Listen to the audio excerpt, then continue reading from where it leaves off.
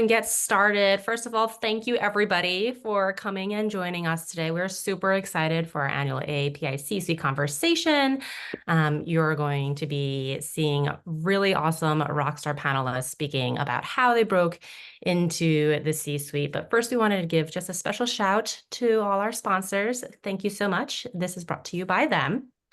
I think we've already started doing a little bit of this, but if you haven't already, drop in where you're dialing from the chat. We always love seeing where everybody is calling in from and the great community that we do have.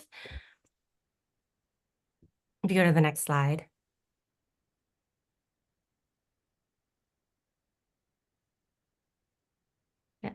So a little bit about Asians in advertising. We, in an industry where we often feel excluded, Asians in advertising strives to really develop this community where we can create opportunities, elevate each other into leadership positions, and basically help everyone try to connect, to advance their goals, their careers, help with their personal or professional growth. So we're really excited to bring to you this event today. With that, I'll introduce myself. I'm Christina Liu. I am Senior Vice President of Strategy at Carat. It is a Dentsu agency, and I'm also on the Asians in Advertising board, as well as lead of events. I'll pass it over to Tenny, who will be your moderator for today. Thank you, Christina. My name is Tenny Pendika-Gillis, Senior Director of Operations at Dentsu, leading change management and co-lead of our Asians Business Resource Group. And I am beyond thrilled to be with all of you today, and especially for this event, because this is actually full circle for me. I attended this event last year, and it was the first time I was introduced to Asian advertising, and it has opened up a world of opportunities and experiences for me since then, including being on the events team, right, and also getting to attend that first in-person summit in LA, and of course, the honor of being your moderator for today. So with that, let's get into the agenda. So we'll have our incredible lineup of speakers introduce themselves, then we'll get into the meat of our C-suite panel discussions. We'll leave some time at the end for some Q&A. So if you do have questions, feel free to enter them in chat. We'll record them along the way and make sure we get to them. And then we'll leave a little time for some Asians advertising news and upcoming events. And then, as Bernice had mentioned, we'll be dedicating some time to networking so you can connect with others and hopefully keep the amazing conversation going. So without further ado, I am beyond thrilled to introduce Nikita Malhotra, the CFO and COO of Giant Spoon, as well as David&Angelo, Chairman and Founder of David&Goliath, as well as Jenn Wong, President of MullenLowe West. So with that, I'd love for each of them to introduce themselves and also give a little bit of an introduction into their role. Sure. I go first, right, Tenny? Yep. Hi, everyone. I'm Nikita Malhotra. Some people call me Nikki, but I go by both. I'm in New York, so I'm on the East Coast, and I've been in New York for most of my career. I've been with big public companies like Ogilvy and Publicis, and I've been in small agencies. For the last 4 years, I've been at Giant Spoon, which is an integrated advertising agency focusing on experiential, creative, media, strategy, et cetera. My role as CFO and COO is overseeing all the financials as well as operations with legal, IT, what tools are we using within the agency? How are we going to integrate AI in the future? We're talking about that a lot right now. And recently we just launched a specific company called Deep Blue Sports Entertainment, which is focused on female athletes and bringing more media money to female sports. So I'm also the CFO and COO of that, which is the last 6 months. So yes, lots of roles, lots of hats, but really my overall job is to be strategically the finance leader on this leadership team, bringing the business side of to that team and helping strategically lead the business forward. And so happy to be on this with all of you and speaking with David and Jen on this panel.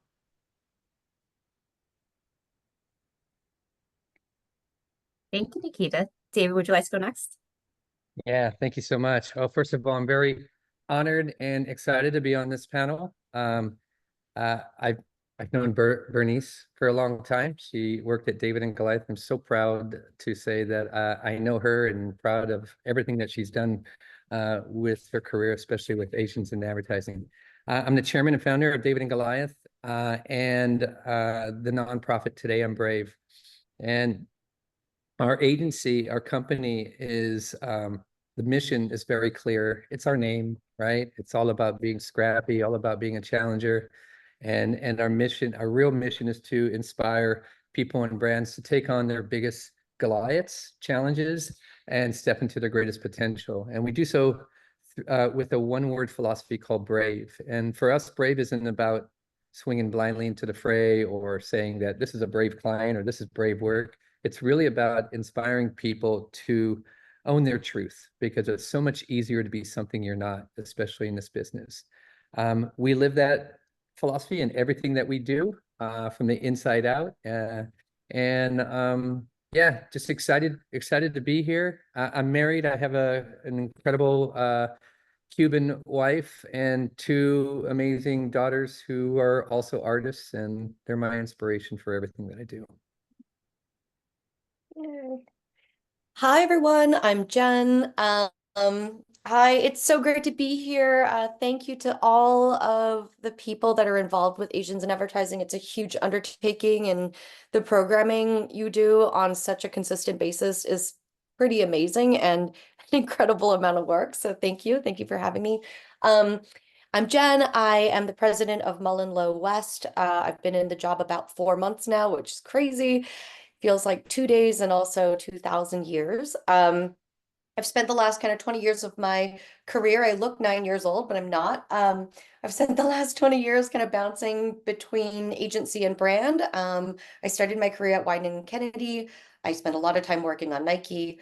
I've bounced back and forth. I was leading social and content at Beats by Dre during their kind of crazy Apple acquisition heyday. I spent time at Chiat Day running the Airbnb account with a bunch of very crazy, very fun people.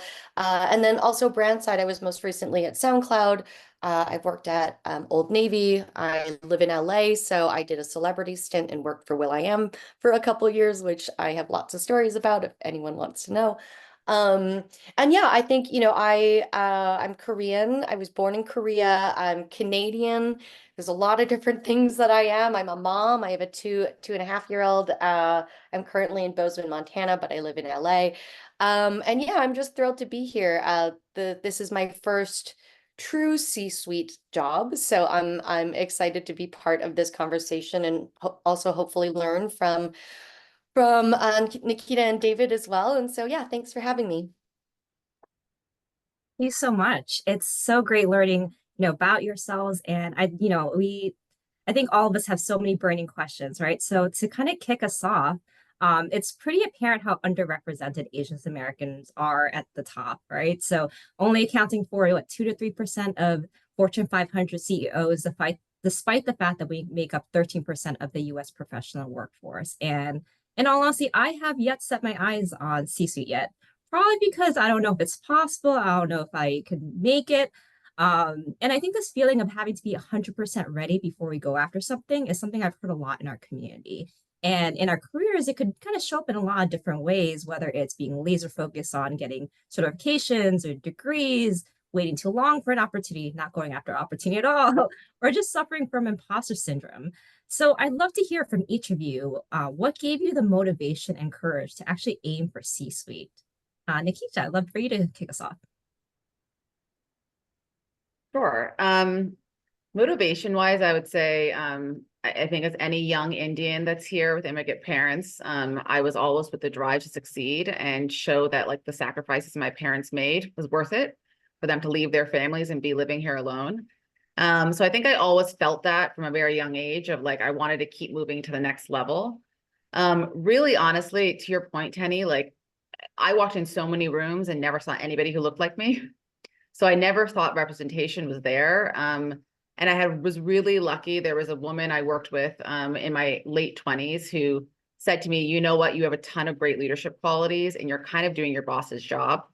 And do you know that? And I said, no, I just think I'm doing my job. And she's like, no, you're doing it. And he's taking all the credit for it.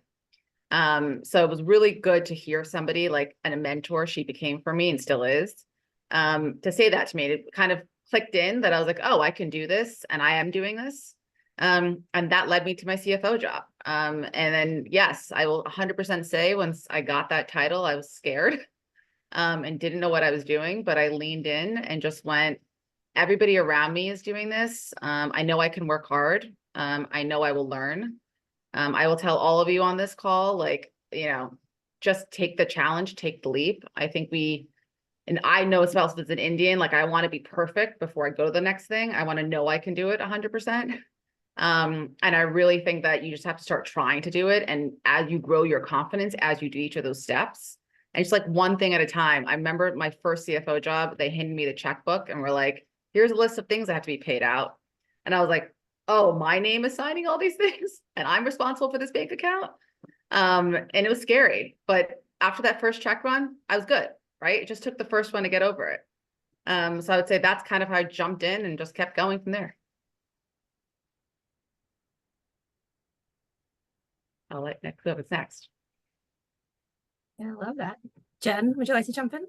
Sure. Yeah, I echo a lot of what Nikita says. I mean, I think, this is not specifically an Asian Canadian or Asian American thing. I think it is a underlying factor in a lot of the ways that we were raised. I think that there is an expectation of excellence that certain parts of our culture kind of demand. And I think, for me, I had kind of a double layer to that in growing up. I started playing the violin when I was 3 years old. And by the time I was like 7, I was practicing 5 hours a day. Like it was all violin all the time, and rehearsals and orchestra and chamber music and everything on top of school. And so, I was really lucky.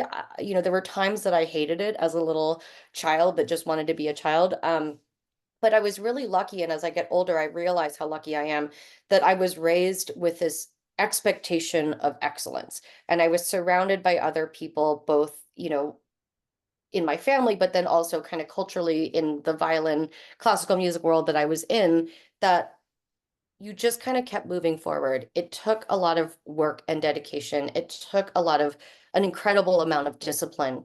But really what you're looking at is just continuing to move forward, kind of in lockstep with your own abilities and your own willingness to work. And so it's a double-edged sword, though, for sure, because I think on the one hand, that kind of training has given me the discipline to just continue to march forward. And so I look at my career, and it's never been about, I am strategic about my career choices or things that I do professionally, but I also am somebody that just wants to put their head down and work. And what I found is that ultimately that will lead to success. It doesn't always mean that you know exactly what that success is going to look like. But the thing that I've really found to be true is that, if you continue to set your sights on your own personal level of excellence, whatever that level of expectation might be for you, you will ultimately get to a place that you feel confident and happy with. And it's not about external pressures. It's not about like somebody giving you an award or somebody awarding you that position. It's about the level of discipline and the payoff that you personally feel for yourself.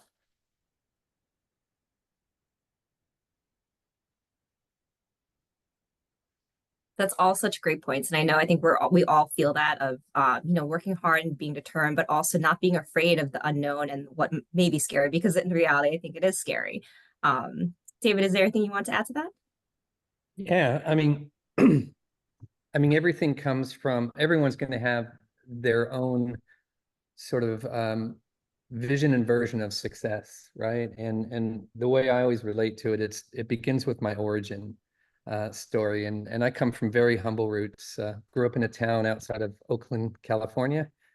Big family of 9. My father was Filipino and my mother was Portuguese, and we didn't have a lot, right? And with so much challenge, we had no other choice but to be hardworking and scrappy. And that was a Filipino way, as my father would remind us. He would also remind us to never forget where we're from, and that our grandfather came here on a boat. Our grandpa Pete was his name, in search of a better life. And so watching my father work so hard as a truck driver and do everything in his power to put food on the table played a huge role in my success. And that was my first motivation.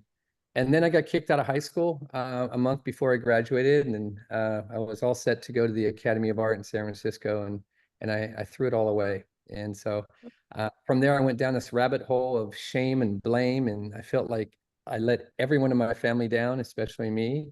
And then my dad got me a job working graveyard shift as a forklift driver. And late one night, while sitting on a forklift, a voice went off inside me that said, "This is not you.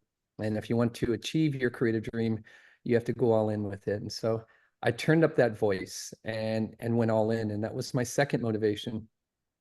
Because I felt that I had two choices. I can either listen to that voice on the inside, the one that's always been there for me, the one that always tells me that I can achieve something. And if I turn that voice up and let go of all of the shame and blame, then there's no telling how far I could go.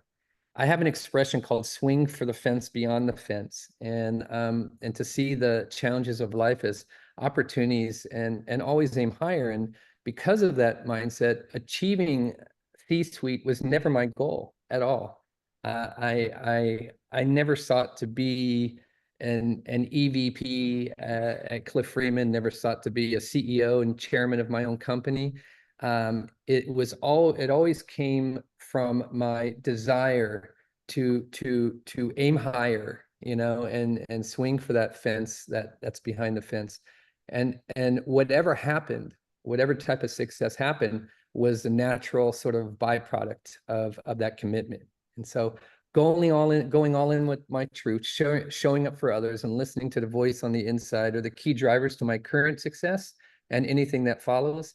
And grounding yourself and staying humble, right? And never forgetting where you're from. That to me is what's also important, that no matter how high up you go, you always have to remember that where you come from. And I don't know if there's a title for that, but not a day goes by that I'm not grateful for the opportunities and what I've been able to achieve because of that. I think is so powerful in terms of like that personal motivation, not the external validation. So whether it's the role or title or that internal drive, seems to get you really a lot farther than you realize, even if you don't necessarily aim for it. I'm still a junior art director, as many people at the agency know. So I never take off that title or position as well. So I think a lot of you already kind of touched upon this, but growing up as children of immigrant parents, like many of us, raised with very specific expectations and guidelines of what success looks like, the lawyer, doctor, engineer trope, and sometimes this could kind of go against, your strengths or your passions, but each of you has had such a unique journey to get to where you are today. I'd love to hear a little bit how you were able to define success on your own terms, especially when that went against what was expected of you, especially in advertising when like creativity is really at the heart of what we do. Nikita, would you like to go? Yeah, sure. I remember the fight I still had with my mom when I said I wasn't going to go into banking, and I decided to take the job at Ogilvy as my first job out of college after they spent, I don't want to say how much money sending me to that college. But I think for me, and I really respect what David just said about being who you are and your truth. I'll never forget going on all these, like you do all these banking interviews when you're a senior in college, when you're in finance, and you put on these suits and you have these very awkward, sticky conversations. And I just knew it wasn't me.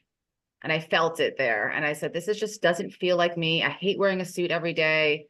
I have an older sister. I saw her life. She slept like 3 hours every night and you're like working at JP Morgan. And I said, why am I doing this just because I'm good at math? Right? Like it just felt like that was the reason I was put into this.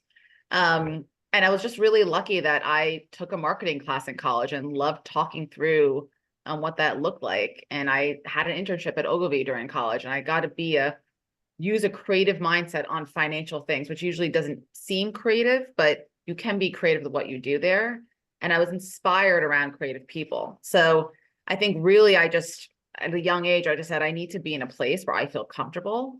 I didn't feel comfortable around the people who were in the banking world. And I felt very comfortable around advertising and creative people. I feel like I'm around people who like to have fun. They smile, right? Like you're going to work every day and like there's fun conversations. It's not just about the money. So I think that really what led me and like helps me still to this day of why I'm here is you know, I think we're in a business and an industry that everybody wants to make good work and have fun doing it. And I think that is the great part of being in the advertising world. Yeah, Truth. I love that. I love that. I think, I was really lucky in that even though I had parents that pushed me, obviously in the violin, there was never a set, you need to be a lawyer, you need to be a doctor, you need to be anything. It's just whatever you do, be excellent at it. Whatever you do. And again, excellence can and cannot be subjective, right? Excellence is something that everyone has a different definition for. So when I say excellence, I mean, what is the personal capacity that you have for excellence? And so my parents were very much, especially my mom was like, I don't care what you do, just be really good at it. Just be able to put your head down on your pillow at the end of the night and know that you did your very best. And that was the same for school. It was the same for, being competitive, playing music, and it's been the same in my career. The good thing is that also because, my parents are immigrants, like they don't know anything about the classical music world. They don't know anything about, creative advertising or really outside of what they grew up and their experience has been. Because I have put myself through the ringer of fighting for my own level of excellence, it almost got to the point where my parents didn't know what to do with me anymore. Like, I was starting to reach these levels in music or in my career now where they're thrilled because they're just like, this is beyond what I think they could have ever imagined as they were, thinking about raising kids and coming to a new country. It's almost flipped itself on the head where I think that I'm really lucky in that my parents didn't have preconceived notions of what a good, successful career could look like. And it was kind of on us. I'm a child of four. It was kind of on all of us to kind of figure out our own paths. And as long as we were able to look our parents in the eye and say, yes, I am doing the very best that I know that I can do. That was kind of good. That was enough. That's so awesome. Are your parents in Seoul? They're in Canada. I still have a lot of family in Seoul, in Korea. I have a Chinese last name. It's very complicated, but I'm 99.9% Korean according to 23andMe. And I was born in Korea, but was raised by a Cantonese man and a Korean woman. It's very convoluted, but that's why I have a Cantonese last name. Do you speak Korean still? Very poorly, very poorly. I Uh, started speaking fluently, I think, when I was 4. And so I speak like a 4-year-old. That's still how I speak Korean. I love And it. then I lived in China for almost 6 years. So I also speak terrible Mandarin. No tones, just flat Mandarin. It's awesome. I had no idea you're Korean, and because I spend a lot of time in Seoul for obvious reasons, and I love Seoul. It's amazing. Love karaoke, and have some of the best friends that I kind of grew up together in the industry with that still live there. So for me, I would say after getting kicked out of high school, I felt so much shame and blame. I mean, I kind of felt like I let my parents down, right? And they had such high expectations for me as an artist. And when I made the decision to go all in while on that forklift that night, everything shifted and the possibilities for what I could achieve started to appear, right? And every challenge became an opportunity. I started to look at it differently, right? So once I made that decision, the mindset for how I look at the things that had happened to me or the challenges that had presented themselves all of a sudden shifted. And I felt that if I could go back to school and graduate, from college, which took me 10 years, right? Then I could achieve anything. And when I started to see from this observer perspective is that the things that weren't happening to me, but they were happening for me. And so I saw myself go from being on a forklift, loading trucks and of cases of Crown Royal to actually being a junior art director on Madison Avenue doing advertising for Crown Royal, which was like this crazy, like what the heck? How is this happening? And with each experience, my bravery and my confidence grew, and it really started to define my success in a way that I didn't even expect it, right? And so what I would constantly ask that voice within me is, why is this happening? Right? You know, hanging out with Barry White, hanging out with Evel Knievel, seeing all these like doing these things that I never thought were possible. And the voice kept saying, keep going. And I think someone mentioned this idea of keep going earlier, but I really believe that when you hear that voice that says keep going, it's a good thing, right? And so neither one of my parents expected me to chase my dream the way I did. And it shocked everyone in my family. And because I was the one who they didn't expect to succeed since I got kicked out of high school. And so they still didn't know what I did as an ad creative. In fact, my parents came out to New York and they said, well, where are your drawings? And I showed them, I couldn't show them paintings or anything else like that. I showed them a storyboard that I was working on for Michelin. I was working on the Michelin campaign. I drew all the babies and all that. And they go, oh, here's his drawings, honey.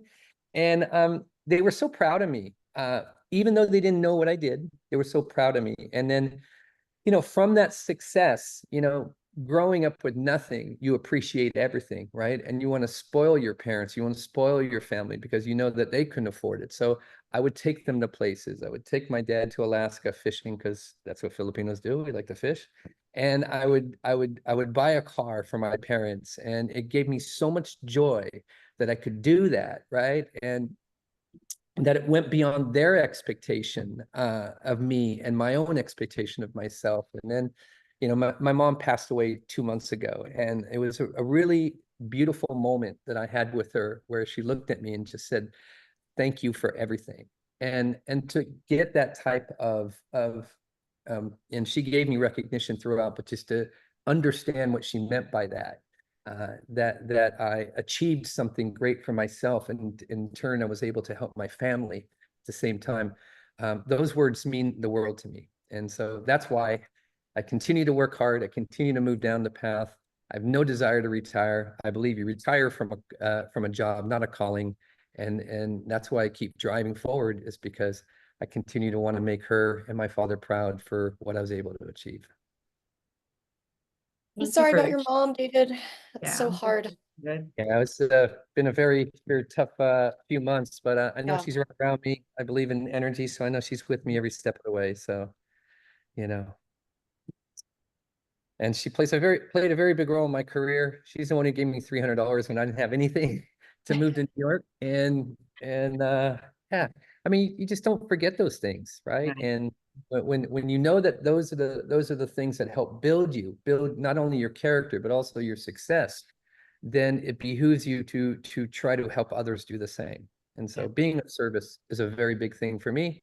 And that's why I love being on this panel with you and listening to your stories, because we all come from somewhere, right? And we all have a powerful origin story that has driven us to be who we are right now. Whether it's Jenn's story about playing a violin and the fact that her parents are so happy that she's happy where she is, or Nikita and the fact that she chose a path outside of just finance, right? And the fact that you're thriving in that area. I do believe when you take a step back and look at the chapters of life, you can see that the obstacles that you thought were obstacles were actually the greatest teachers. And you could see that every single chapter led to where you are right now. And once you get to that point, you become a little bit more grateful for all the things that have come your way.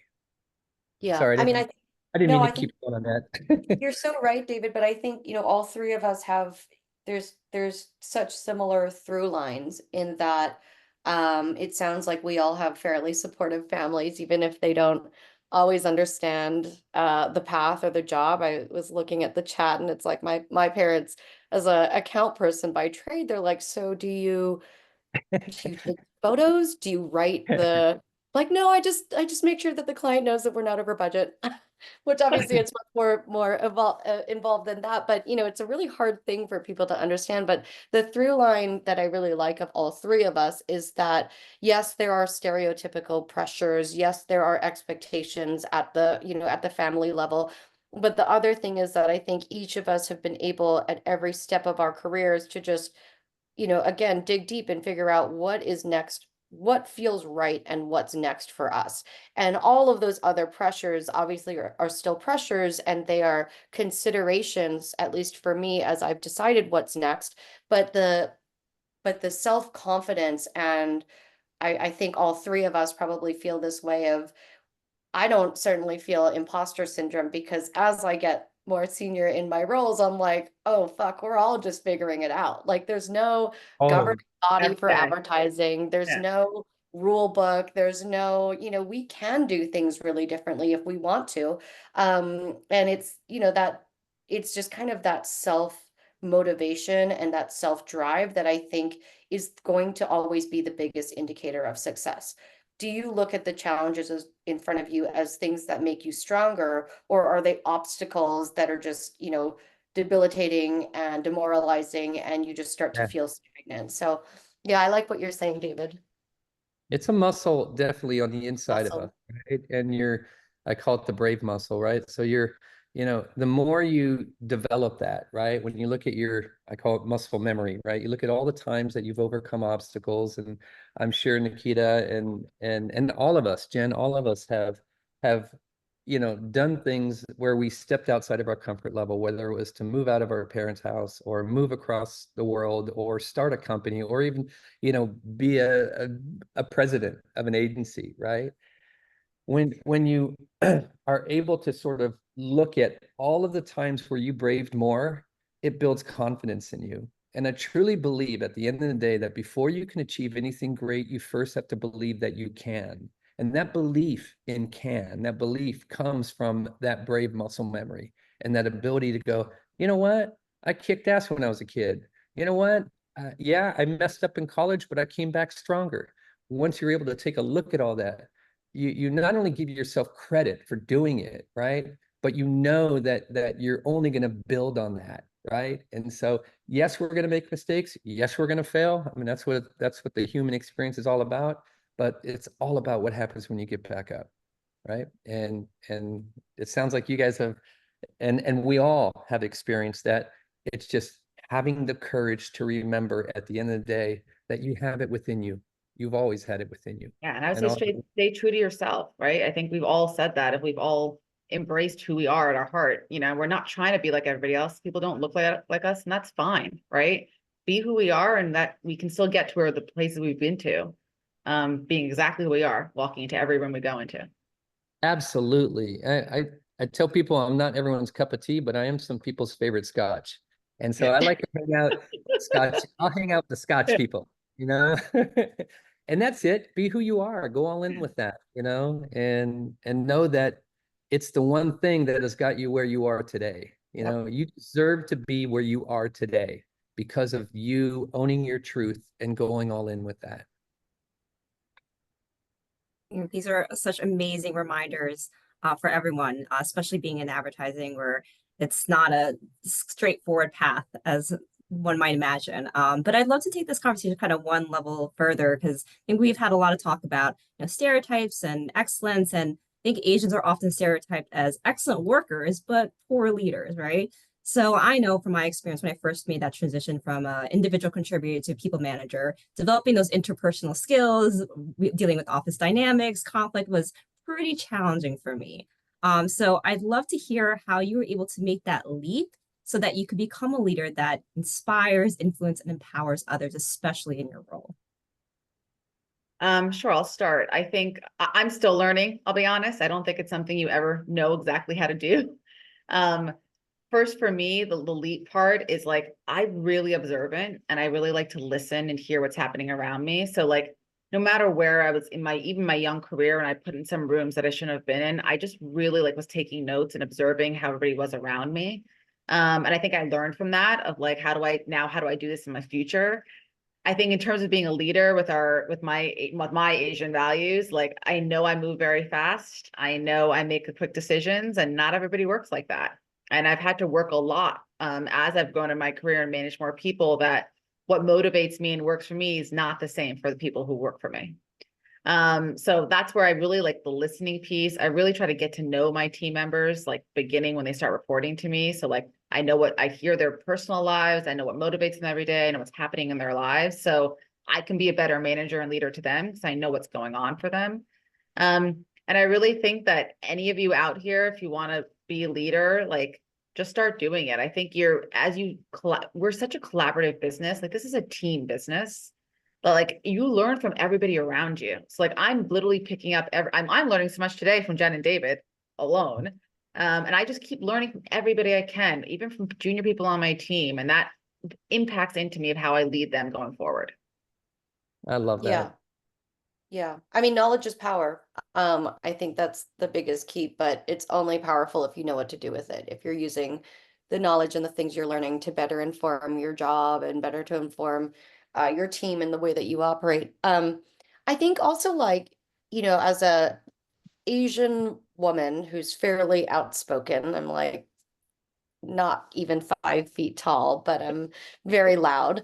There's a lot of like exterior pressures, right? Because I'm like a model minority. So there's like those kind of perceptions that are, by the way, complete bullshit. There's also the perception that, Korean women are diminutive and shy and not outspoken. We also just as women, Nikita and I, you also have this kind of pressure of not only the like what they call the bamboo ceiling, but then you have the glass ceiling and then you have the glass cliff. And so what I've seen in advertising, and not just in advertising, but across the corporate world, but in particular, I would say the last 5 to 10 years in advertising, there are so many more women coming up the ranks, which is amazing. And there are slowly starting to be many more Asian women leading huge organizations, right? You have like Susie Nam, you have Carla Serrano, you have Gia Choi, you have Tessa Aragones from AKQA. You have all these like Asian women that are actually at the helm now, which was not the case 10 years ago. And so there's a benefit to that because we're all just busting through and we're like, fuck it, no one's done it before, so we're just going to do it. But there's also this like double-edged sword where Asian women that are outspoken, Asian women that make very quick decisions and, want to just keep moving, you kind of get labeled with you're like, she's great, she'll get the job done, but she's, she can be kind of like brash, she can be kind of rough. Like it's a tough thing to have to overcome. And on one hand, you kind of just have to say, fuck it, it doesn't matter. I'm just going to keep moving. On the other hand, I think you just have to be really clear about the kind of leader you want to be. Be really clear with your team members of what the expectation is and how you want to operate as a team, as a mentor, as a leader, or as an employee. And, my way of working and something I try to tell my teams constantly is one, I want to lead with trust. So anybody that starts on my team or anybody that I work with, we are at 100% credit system with each other. And so I will give you the benefit of the doubt and you will give me the benefit of the doubt. And we will give each other breaks when we don't really know what each other is doing. It's not about immediately saying, oh, well, that person doesn't know what they're doing, or immediately saying, oh, they said that thing and they must be a fucking asshole because, they could just be having a bad day, or they could have just, misunderstood what you were trying to get across. And so giving that benefit of the doubt and leading with trust and giving each other that accountability, I think is really important. And then just setting that expectation constantly. The other thing I really strive for in my working environment and personally as well, but I always want to be proven wrong, particularly when it comes to work, particularly when it comes to big decisions, because there's nothing better than having a point of view and then having a conversation and having that point of view either shift or change entirely, because it means you've learned something. It means that you've gotten another point of view across, or somebody has brought you a diversity of thought that you didn't think about, and that's the best outcome. And so in order to be proven wrong, though, you have to set the expectation that we are giving each other a break. We are trusting each other implicitly. So we can say the things that maybe don't, if you just read it in a transcript sounds very direct and abrasive.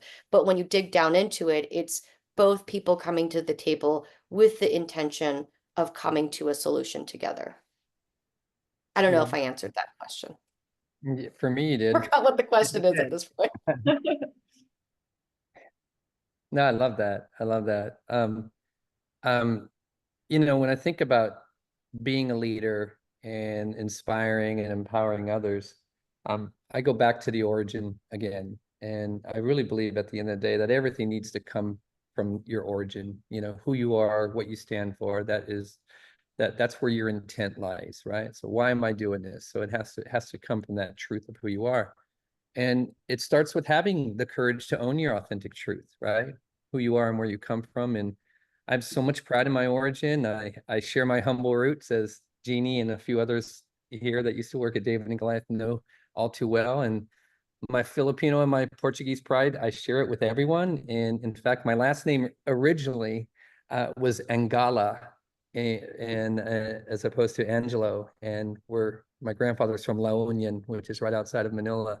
And so owning that in everything that I do and through my actions, it resonates and gives people permission to see who you truly are, and why we created a company with such a clear mission and culture. And so it was never my goal to create an agency per se, but a mindset driven entity that enables me to live my authentic truth in everything that I do and inspire others to do the same. And so when I look at our agency, we're not for everyone, but we're for the right people, and for them it's everything.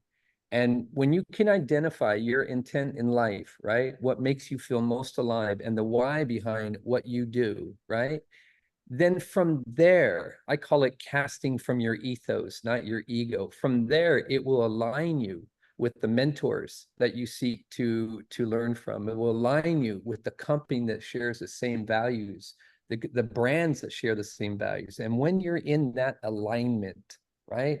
When you're in that alignment altogether, then you are truly living your truth in everything that you do, and the people that you're around all sort of embrace that philosophy as well. And there's less friction, there's less toxic behavior, there's less I'd say backstabbing or any of that other stuff that exists in industries, and more of this sort of empowerment where everyone is inspired to live their authentic truth in everything that they do. And from that, you know, people see that and they go, oh God, yeah, you're doing a great job leading. I'm not so much, I don't call myself a leader per se, I call myself a caretaker of the mindset. And when you're a caretaker of the mindset that's aligned, where your authentic self is aligned with the authentic purpose of the company, well, then you're not working anymore. You know, you're not really working. You're just living your truth on a daily basis, and you don't even look at your watch. Yes, you do have to rest from time to time. You know, you take naps, you do whatever you have to do to rest up, but you really are just living your truth in everything you do, and people become inspired by that, right? And so I think as a leader, showing up in that way so that people know that you're in the trenches with them during the tough times, you're also at the parties during the happy times, but showing up that way, I believe, is the most authentic way to inspire and empower somebody. And I think that's why we have such a strong we've got 7 people who have been with us for 20 years or more. My chief creative officer has been there from day one with me. I love him so much. We've got 25 people who have been with us for 10 years or more, and 26 people have been there for 5 years or more. And then we've got 8 boomerangs. So when you have that type of culture of empowerment and leadership, then it really makes people want to stay there, because they have casted from their intent and their values to a place that shares the same. They're such great lessons, and I feel like not only as leaders yourself, but I think there are lessons that we could all impart and take on ourselves so that we could be everyday leaders in our lives and our work. And I know we're having such amazing conversations, and I do want to be mindful of time. So I do want to get to some of the questions that we have from the audience. So hopefully get to one or two. So with that, someone has asked, when it comes to connecting and working with mentors, I've always had this feeling that I can or should only reach out to them unless I have a specific question or scenario to work through that I feel that is worthy of their time. How would you all be able to nurture and maintain a consistent mentor-mentee relationship? Given this, it's often struggle that we feel like we're, we don't want to be a bother, we want to be respectful of your time. I can start with that one, because it's something that I think about a lot, actually. I've had really, really great mentors in my career, and I've tried to be a great mentor in return to people in the industry and people I've worked with. So you should like we should all feel free to take up space, but use that space wisely. I think particularly when you are the mentee and you're reaching out, you should feel like you can reach out. You should feel like you can take up that space in their lives because you guys have made a commitment to each other to dedicate that time and that investment of energy and resource and advice. With that comes responsibility, though, right? Like you have to be considerate of the other person. You have to come prepared. What is it that you want? It's a very different. I have friends that are younger who ask for advice. And then I have mentees that I regularly check in with, that we schedule calls with, and it's a different relationship. And they both have the through line of friendship. But when I go to my mentors, I come with specific questions. I know the pieces of advice I really want to get. I know what I'm struggling with and the specific areas that I think they can help me with. It's not always going to be like that. You can be a little bit looser, but you need to have a point. Like you need to be considerate of the person. And once you know, again, this is a hard thing. Have you put the time in? Have you scheduled it properly? Have you been thoughtful about what you want to get out of this person? Once you're in your heart clear of that, then take up as much space as you want because you guys have made that commitment to each other of an investment of relationship. Such a great answer.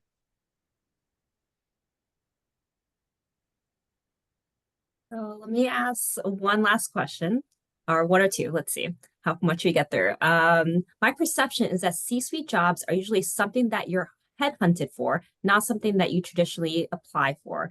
Do you find this true? If so, how do you advertise yourself for those roles? Mhm. I mean, I guess I can start. I think that they're everything and everything, right? They can be headhunted for, they can be promoted from within, they can be something you apply for. I think they're all over the place. I think it really depends what the role is. I think depending on whether it's a creative role, a finance role, a president like CEO like role, very different. I think if you're interested in being in that, I would start with getting a mentor that's in that role, so you kind of know what are the steps I need to start taking to get there. And I would really say that too, that like, you know, so much of this world of this business is relationships, right? I've gotten most of my jobs actually from people either I've worked with in the past, gone somewhere else, recommending me to somebody else. It's all that relationship piece that's the through line through everything. So the networking and the relationship piece is really important as you grow in your career. Well, I know David's answer to this, but Nikita, like I would be interested in hearing your answer because I have, besides my first advertising job, which a friend introduced me to what I didn't know was Wieden & Kennedy. I was like, I don't know what that is. They were like, just come. I'm like, okay, it sounds fine. But I think I've applied for one job in my career formally, like through a website. I'm interested in this, reach out to me for an interview. Here's my resume. I would be interested to hear if that is the case for everybody. I think it is, especially now with the economy being so tough and with jobs being so scarce, I think that it is becoming more of the norm. I also think, again, that this is a relationship industry and advertising is an apprenticeship business. And so even the beginning of our conversation where it was like, oh, this person's here and now they're at Mullen and they were at Giant Spoon. And, it's just such a small world. It is really about being excellent where you are, and that will lead to your next career move. That will lead to the progression. That will lead you to the new opportunities that you may not have thought about because, everybody leaves advertising or everybody leaves an agency at some point. They go somewhere else, a job opens up and they're like, I loved working with that person.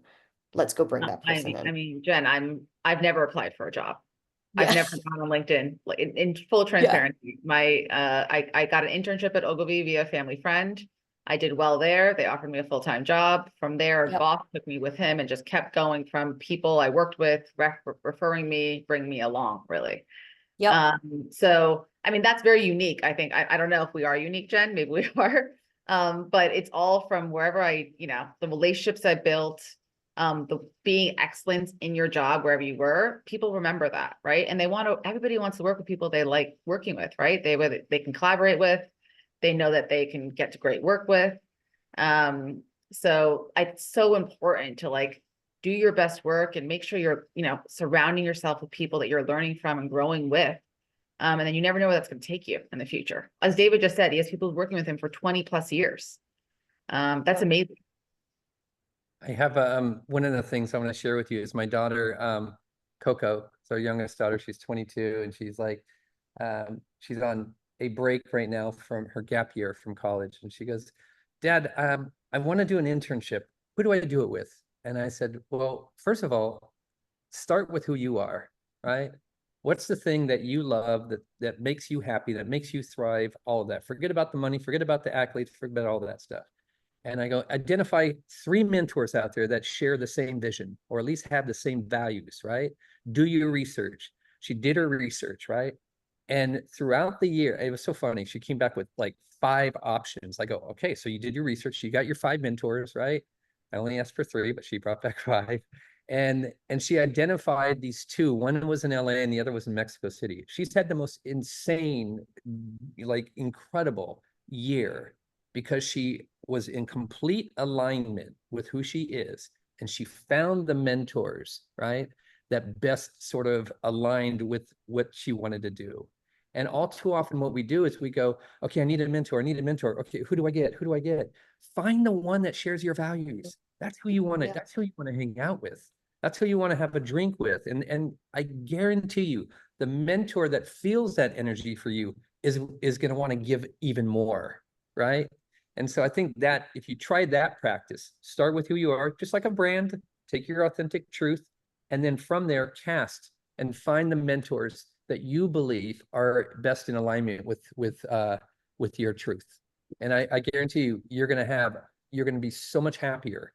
And because those people that you're going to meet out there that are waiting out there for you are going to be just as happy because they're going to want to give to you because they know that they were you once before.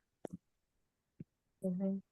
Thank you so much, David, Nikita, Jen, for sharing your stories, for being honest and vulnerable, and for inspiring all of us so much. It is so incredible hearing your stories and your journeys. Thank you, thank you, thank you.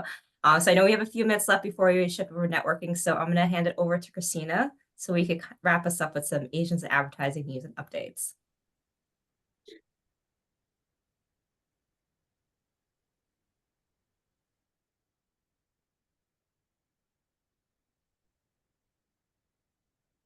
Hi. Thank you so, so much, David, Jen, Nikita, and Penny. This has been an absolutely amazing panel. So first, just wanted to pause and, everybody say thank you to them for the amazing insights. I feel really inspired because, as Penny mentioned, sort of like I share that, how do we kind of navigate and really break into this suite is so nebulous. So all that kind of like raw, transparent, awesome advice we really do appreciate. Wanted to share some news and some upcoming things with Asians in advertising. First is our scholarship applications. They are open and you can apply by September 5th. This year, we're working with API Rising and trying to work with them for people who have anywhere from 8 to 15 years of experience that are Asian directors, VPs, to try and help them overcome stagnation, break through to that higher level, really paralleling well with our event today. And so it's going to be this awesome, amazing program that really addresses the unique challenges that we are facing to get to that senior leadership position and helping to equip all those who are accepted into the program the right tools and strategies to be able to ascend to that next level. So apply by September 5th if you can and are interested. Some upcoming events. We have our annual matchmaking event next year in February 6th. Mark your calendars. dropping in the event link to the chat below. And just have a save the date for May. We have our annual Breaking Barriers 2025 Summit. We had our first one this year in LA, and it was so exciting to have that in-person, amazing community connection. So save the date for May 2nd of next year. More to come there. Our podcast is back for its 4th season. This season will be featuring Susie Bao and Laurie Corbet. That is dropping September 30th. So we'll be spotlighting different kinds of Asian stories and voices that really dive into workplace visibility. And thank you for all those who applied for the Next Gen Mentorship Program. We are working on pairings, so you'll find out by the end of this month more on the pairings. With that, I'll pass it over to Leisha, who will really lead our networking session. And again, thanks again so much to the speakers, to Tenny, and to all of you guys who made the time to come stick around for the networking session. Hey, thanks, Christina. All right. I think we want to just do a quick photo if we want to go cameras on, and then maybe we unshare the deck to get kind of like all of the beautiful faces in one place. Oh, Christina, Nikita, spotlight. There we go. Tap dancing while we get this sorted. Great job, everyone. All right, let's go this way. Ah, there we go.